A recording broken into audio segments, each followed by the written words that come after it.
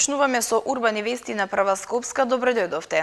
Расте бројот на жртви на семејно насилство, а после една година жртвите се враќаат кај насилникот. Ова е веста на денот, а во продолжение да ги погледнеме дел од насловите за денеска. Расте бројот на жртви на семејно насилство. За жал, по една година жртвите се враќаат кај насилникот. Акција за донирање храна нахрани 10.000 во рамки на недела на солидарноста. Биди дете во рамки на саемот на книга од 8 до 12 мај. Се зголемува бројот на жртви на семејно насилство, но се зголемува и бројот на повици на СОС линијата 15700. Од Организацијата на жени на град Скопје велат дека покрај жените на СОС линијата се почесто се јавуваат и мажи. Според последните податоци, скоро 5% од повиците на СОС линијата се од мажи. Бројот на жртви на семејно насилство постојано се зголемува. Се поголем е бројот на жртви кои го пријавуваат насилството што им се случува во семејството и бараат помош. Жртвите се почесто се охрабруваат да пријават на СОС линијата 15700. Од Шелтер Центарот за семејно насилство на Организацијата на жени на град Скопје информираат дека семејното насилство од секогаш било присутно, но се зголемува бројот на лицата кои собираат храброст да пријават дека биле жртва на член од семејството.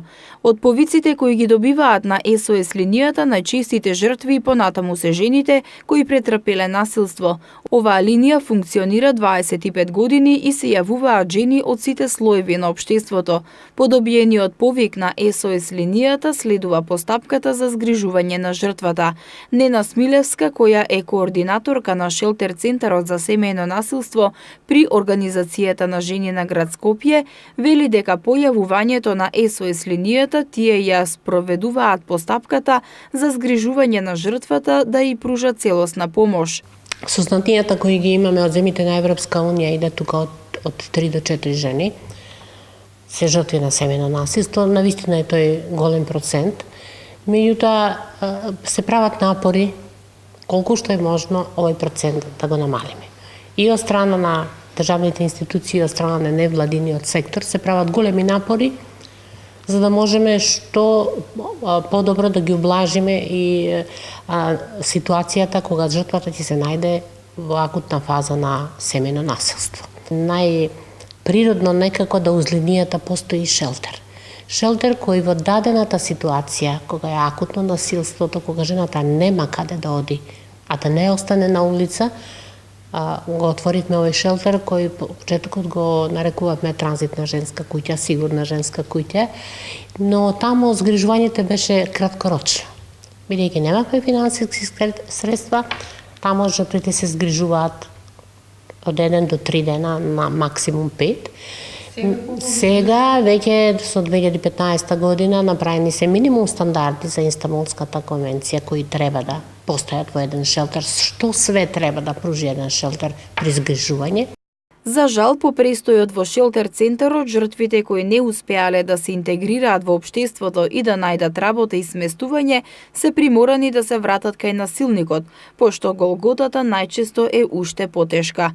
Смилевска додава дека покрај жените има и мал процент мажи кои пријавиле дека се жртви на насилство во домот. Сега веќе тоа го имаме у проценти, некаде до 5% од јавувањата, вкупен број на јавувања, 5% се мажи кои се јавуваат и кажуваат дека едноставно трпат некој вид, меѓутоа го нема тука физичкото насилство, го има она, да кажам, психичкото насилство и она економското, каде жената е многу јака, каде она цврста, стабилна, има бизнис или добро платено работно место, она е таа која одлучува, он помалку или заработува или едноставно не може да ги држи конците под рака и тогаш се жали дека е заславувано од нејзе, дека она бара да повеќе биде дома, да ги обавува домашните работи, сите работи, или дека го остава без пари, или дека не е перен, или сите тие работи кои секако може да се решат, меѓутоа точно е дека има истото тоа што ќе го добие жената, го добиваат и мажите, каде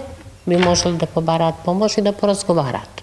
Смилевска ги повикува општествено одговорните компании, но и хуманите граѓани со донации да го подобрат престојот на жртвите од семејно насилство и нивните деца во шелтер центарот, каде што им се обезбедува храна, облека, пелени и средства за хигиена. Утре од 10 до 18 часот на 29 локации сите хумани граѓани и компании можат да донираат храна во рамки на акцијата Нахрани 10.000.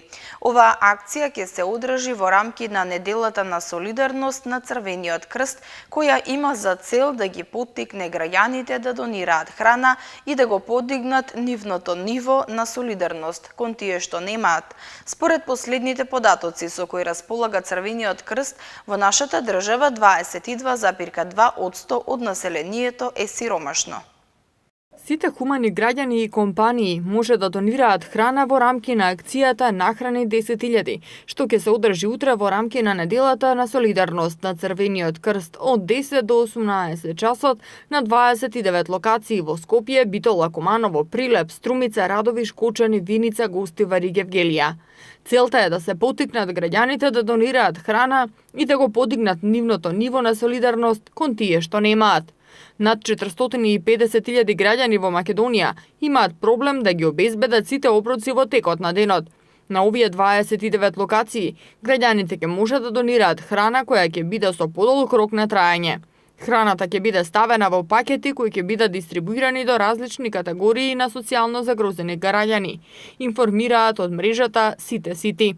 Ова акција се организира во рамки на неделата на солидарност, што годинава од 15 до 21 април се одбележува под мотото "Вашиот прилог значајна помош".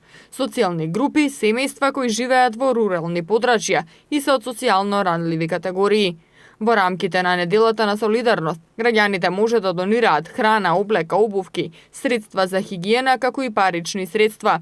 Средствата ќе се собираат преку мобилни телефонски броеви 070 075 077 143 400 со донација од по 100 денари или преку банкарска уплата на сметка на Фондот за солидарност на Црвениот крст на Република Македонија. Во овој период ќе се организира и хуманитарна акција од куќа до куќа за обезбедување донација во парични прилози. Според податоците со кои располага Црвениот крст на Македонија, 22,2% од населението е сиромашно. Во светски рамки, во сиромаштија живеат 2 милиарди луѓе, 750 милиони во екстремна сиромаштија, а 800.000 во хронична глад. За време на одржувањето на годинешниот меѓународен саем на книгата во випарената Борис Трајковски од 8 до 12 мај ќе се одржи и првиот меѓународен фестивал Биди дете. Фестивалот има за цел да се збогати содржината за деца и да се привлече читателската публика уште од најмала возраст. Овогодинешниот заем на книга кој ќе се одржува од 8 до 12 мај во вип-арената Борис Трајковски ќе биде збогатен за уште една нова содржина. Станува збор за првиот меѓународен фестивал Биди дете во организација на издавачката куќа Феникс, Фондацијата Македонија презент, Институтот за наука, алтернатива, култура и уметност и Сдруженијето Интеракција плюс.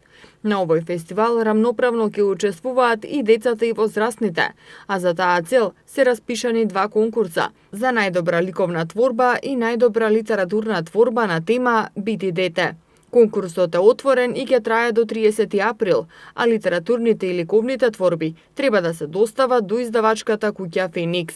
Професор Христо Петревски, основач и директор на издавачката куќа Феникс и организатор на фестивалот, вели дека идејата на фестивалот е да се збогати содржината за деца и да се привлече читателска публика уште од најмала возраст. Станува збор за меѓународен фестивал, наменет исклучиво за литературата за деца и млади.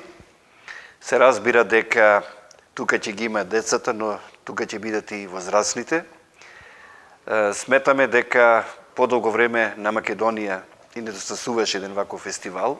Ова идеја е дамнешна. Ние со години се подготвувавме за еден ваков фестивал, затоа што, како што реков предмалку, во нашата средина не само што нема голем број на автори што пишуваат за деца и млади, нема ни многу списанија, нема ни многу книги, нема ни многу награди и признание. Едноставно кажано, децата се осакатени, се осиромашени со нови книги, со нови изданија, со нови радости.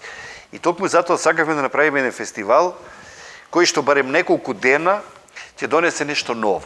Сметаме дека овој фестивал навистина им недостасува и на учениците и наставниците, бидејќи преку овие наши конкурси ние им даваме можност за креативно изразување, значи за творење, за надпревар. Второ, сакаме учениците да дојдат организирано, па се разбира може и поединечно, на сајмот, да се сретнат со писатели, да настапат, но да бидат и публика, значи и гости. Предвидена е богата програма, и тоа тркалезна маса на тема литературата за деца овде и сега. Ликовна изложба и работилница, гостување и представување на домашни и странски писатели и на деца литературни и ликовни творци.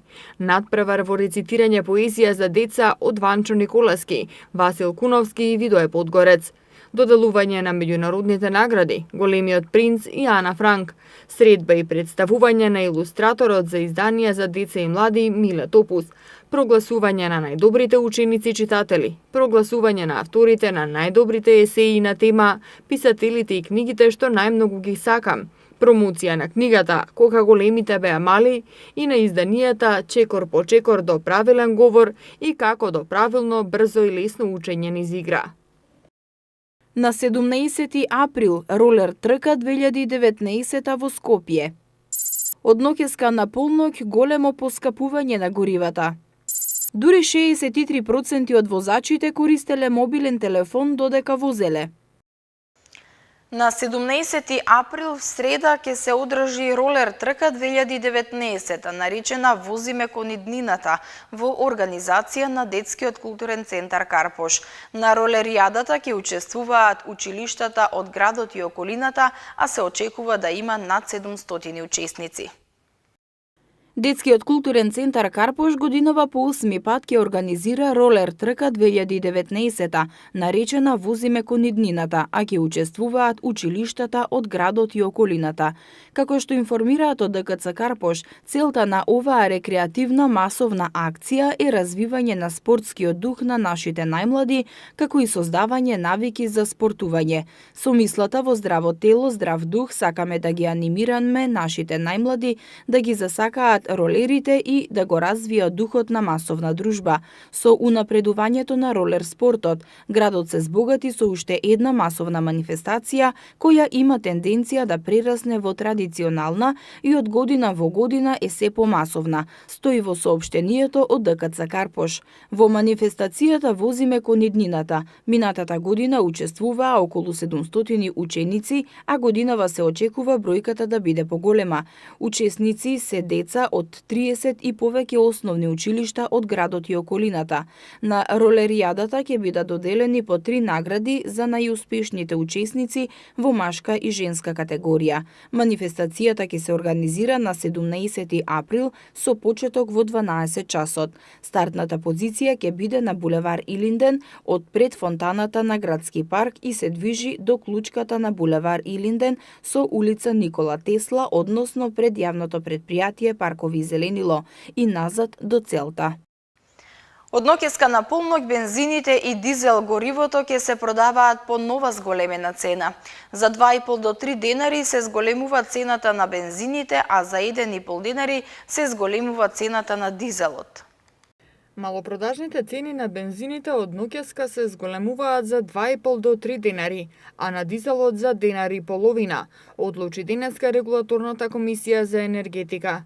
За 3 денари од ноќеска на полноќ ќе биде цената зголемена на Евросупер 95 и ќе се продава по 71,5 денари за литар, додека за 2,5 денари се зголемува цената на Евросупер 98 и ќе се продава по 73 денари за литар. Малопродажните цени на евродизелот се зголемуваат за денари и половина и ќе изнесува 62,5 денари за литар, додека малопродажната цена на екстра лесното масло за домаќинство ќе изнесува 51 денар. Се зголемува и малопродажната цена на мазутот, и ќе изнесува 34,45 денари за килограм.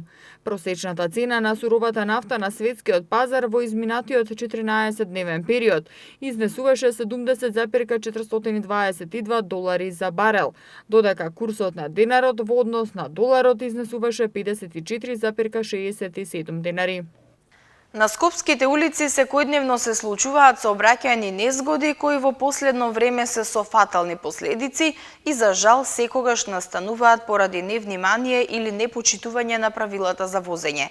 Причината за несовесното возење не е само зголемената брзина или возењето под дејство на алкохол, туку и се повеќе употребата на мобилните телефони додека се вози. Едно истражување на Републичкиот совет за безбедност на сообраќајот на патиштата покажало дека дури 63% од возачите користеле мобилен телефон додека возеле. Во билтенот на МВР секојдневно може да се прочита колку граѓани биле тешко или полесно повредени и колку го загубиле животот во сообраќајни несреќи, кои за жал секогаш настануваат поради невнимание и непочитување на правилата за возење. Реченицата која често може да се слушне е внимателно возење, прилагодена брзина на движење и почитување на поставената сообраќајна сигнализација.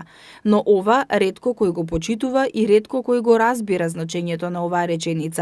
Граѓаните се загрижени и велат дека треба да се стави крај на дивеењето на скопските улици, кое резултира со се поголем број на сообраќајни несреќи. Граѓаните велат дека голем дел од возачите возат пребрзо и не ги почитуваат сообраќајните правила. Тие бараат од полицијата да го стави крајот на хаосот кој резултира со се поголем број на жртви. Велат со ваква возачка некултура никој не може да биде безбеден на скопските улици. Причината за несовесното возење не е само брзото возење, пијаните возачи, непочитување на правилата на возењето, туку и се повеќе употребата на мобилни телефони додека се вози. Доволно е само да се застане на некоја скопска улица или булевар за да се видат возачи со телефон во едната рака, а воланот во другата рака. Се зборува, се пишуваат пораки, се вртат броеви, се гледа надолу, но не на коловозот. Таквите возачи често и поминуваат покрај полицијата која некој ги казнува, а некој не. Граѓаните реагираат дека употребата на мобилните телефони зад воланот достигнува загрижувачки размери. Едно истражување на Републичкиот совет за безбедност во сообраќајот на патиштата покажало дека дури 63% од возачите користеле мобилен телефон додека возеле, а тоа значи дека вниманието им било послабо и дека немале целосна контрола врз возилото и со тоа ги загрозуваат другите учесници. Во просек, младите возачи до 30 години 2 пати повеќе ги користат мобилните телефони отколку повозрастните. За утре метеоролозите најавуваат променливо облачно време со сончеви периоди. Попладне наместа нестабилно со локален пороен дожд и грмежи. Ке дува слаб до умерен ветер од северозападен правец. Денеска имавме температура до 17 степени, исто и утре се очекува да достигне температурата до 17 степен.